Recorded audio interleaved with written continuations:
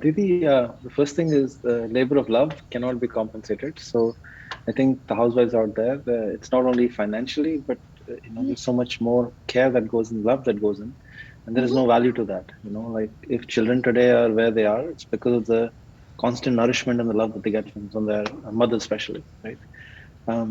So that said, I think for me, there's been a lot of changes. And these subtle changes in me will eventually lead to very, very big changes going forward.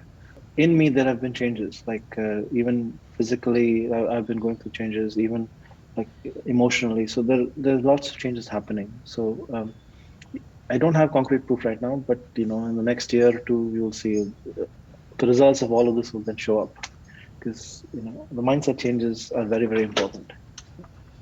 Like a 1 degree shift, 2 degree shift here in time will be a very big shift. So thank you, Didi.